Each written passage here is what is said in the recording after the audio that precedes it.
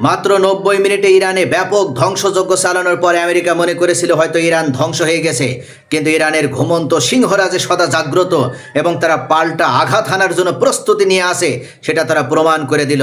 অবশেষে পাল্টা প্রত্যাঘাতে একের পর এক প্রতিশোধের আগুনে জ্বালানো শুরু করে দিয়েছে আমেরিকা ও তাদের দোসরদের। আইআরজিসি জানিয়ে দিয়েছে কুয়েতের আলী আল সালেম মার্কিন বিমান ঘাঁটিতে বড় ধরনের ক্র্যাশিং স্ট্রাইক চালানো হয়েছে।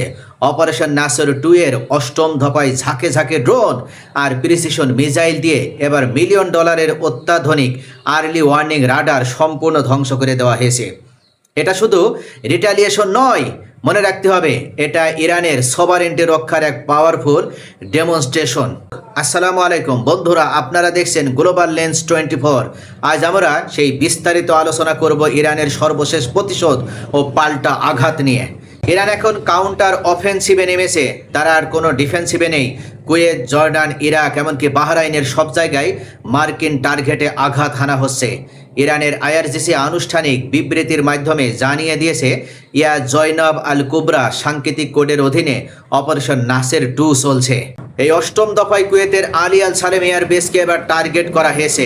ড্রোন সোয়ার্ম এবং নিখুঁত লক্ষ্যভেদী ক্ষেপণাস্ত্র ব্যবহার করে হামলা চালানো হচ্ছে ইরানের পক্ষ থেকে। ফলাফল আসছে অসাধারণভাবে।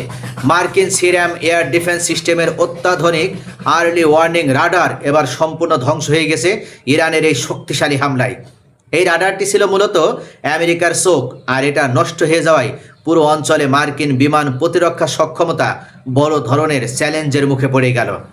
এছাড়া ঘাঁটিতে মার্কিন সেনাদের বড় সমাবেশ স্থলেও ভারী আঘাত হানা হয়েছে ইরানের পক্ষ থেকে। ক্ষয়ক্ষতি এবং হতাহতের সংখ্যাও অনেক বেশি। যদিও আমেরিকা প্রথম থেকেই যুদ্ধে তারা একটা কৌশল অবলম্বন করছে, তাদের ক্ষয়ক্ষতির কথা তারা গোপন বা সেপে রাখার চেষ্টা করে। বিমান বাহিনী গুরুত্বপূর্ণ স্ট্র্যাটেজিক ট্রানজিট হাবেও এবার ইরানের পক্ষ থেকে হামলা করা হয়েছে। শুধু কুয়েত নাই, জর্ডানের আজরাক বিমান ঘাঁটিতে মার্কিন সামরিক স্থাপনা এবার ড্রোন হামলা চালিয়েছে ইরানি সেনাবাহিনী।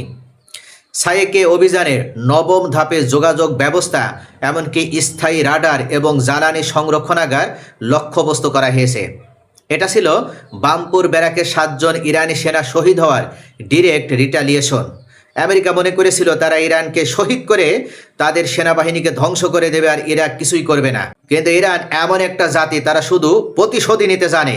তারা আগ বাড়িয়ে হামলা করে না, কিন্তু তাদেরকেও ক্ষতি করতে আসলে তাদের পাল্টা প্রতিশোধের মাধ্যমে চুরমার করে দিতে জানে। এদিকে ইরাকের ইরবিলে মার্কিন কনসুলেট ও সামরিক ঘাঁটিতেও ড্রোন অ্যাটাক করা হয়েছে। কুয়েত দাবি করেছে 20টির বেশি ড্রোন ও 4টি ক্ষেপণাস্ত্র তারা ভূপাতিত করেছে, কিন্তু ইরান উল্লেখ করেছে তাদের অভিযান তারা সফলভাবে সম্পন্ন করেছে। মিথ্যাচার করে ইরানকে দুর্বল করা যাবে না।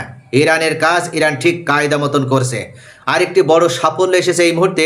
ইরানের দক্ষিণ পশ্চিমাঞ্চলীয় আন্দি মেশক শহরের আকাশে শত্রুর একটি MQ-9 ড্রোন ভূপাতিত করেছে আইআরজিসি বাহিনী।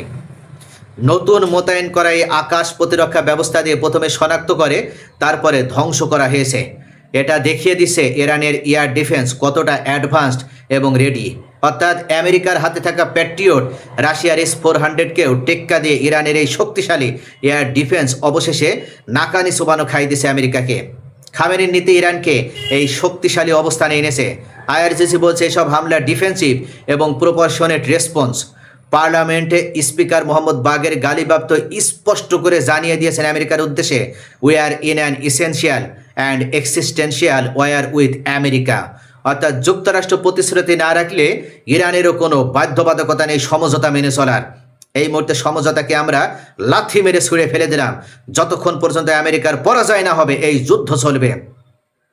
কিন্তু বাস্তবে ইরান এই মুহূর্তে দেখিয়ে দিতে সক্ষম হয়েছে তারা ফুল প্রিপারেশন নিয়ে এবার যুদ্ধে লড়াই করছে। নতুন নিষেধাজ্ঞা দিয়েও আমেরিকা এবার ইরানকে আর দমাতে পারছে না। একের পর এক তারা পাল্টা পদক্ষেপ নিয়েও হামলা করেও ইরানকে কোনোভাবে দুর্বল করতে পারছে না। এই উত্তেজনার মধ্যেই আন্তর্জাতিক একাধিক ফ্লাইট বাতিল করা হয়েছে। এয়ার কানাডা, এয়ার ফ্রান্স সহ অনেক এয়ারলাইন্স, দুবাই, রিয়াদ, বৈরুতের ফ্লাইট স্থগিত ঘোষণা করা হয়েছে। পুরো মধ্যপ্রাচ্যের মার্কিন ঘাঁটিগুলোতেই হাইয়েস্ট অ্যালার্ট জারি করা হয়েছে। এমনকি এই লড়াই এবার গাজার সঙ্গেও যুক্ত হয়ে গেছে। ইসরায়েলি আগ্রাসনেও গাজায় এখন পর্যন্ত 73,474 জনের বেশি শহীদ হয়েছে, লাখ লাখ আহত হয়েছে এবং ব্যাপক ধ্বংসযজ্ঞ চালানো হয়েছে।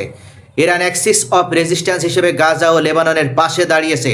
এটা শুধু আঞ্চলিক যুদ্ধ নয়, এটা বর্ডার রেজিস্ট্যান্স এগেনস্ট অ্যাগ্রেশন। একমাত্র ইরানই শুধুমাত্র এই দখলদারদের বিরুদ্ধে দাঁড়িয়ে তারা পদক্ষেপ নিয়েছে।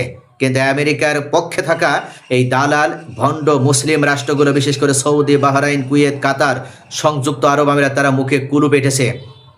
তারা এইভাবে দখলদারদের যে হামলা ফিলিস্তিনে, সেখানে হাজার হাজার শহীদ হয়েছে, লক্ষ লক্ষ মানুষ বিনা খাবারে তারা মারা যাচ্ছে, এমনকি বিনা চিকিৎসায় তারা মারা যাচ্ছে, তাদের পাশে দাঁড়াচ্ছে না।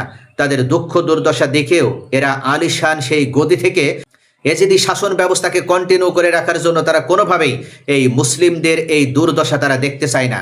তাদের কাছে প্রাধান্য নিজেদের ক্ষমতা টিকিয়ে রাখা।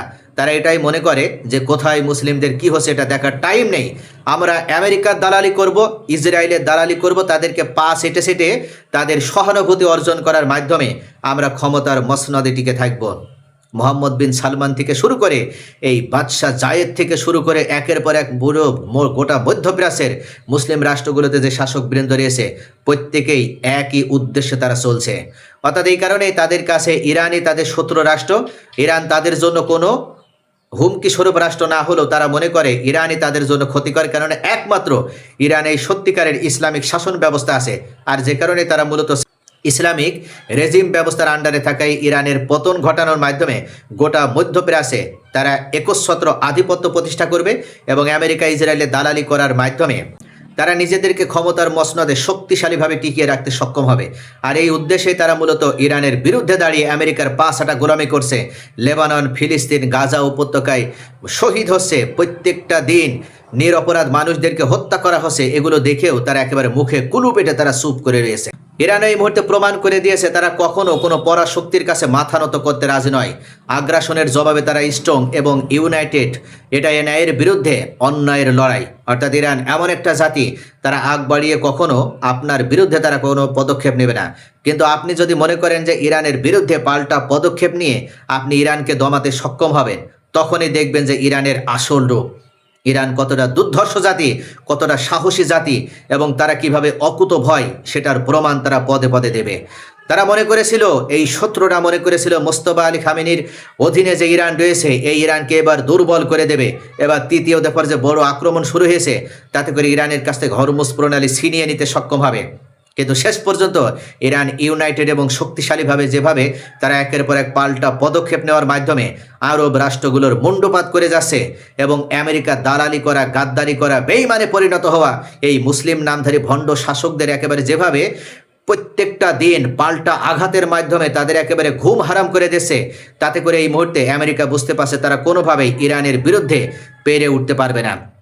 যদি এই মুহূর্তে 20টা জাহাজ এবং 100টিরও বেশি ফাইটার জেট নিয়ে ইরানের বিরুদ্ধে বড় ধরনের যুদ্ধ অবতীর্ণ হওয়ার প্রস্তুতি গ্রহণ করেছে আমেরিকা, তাতেও ইরান সামান্য পরিবারও দুর্বল নয়।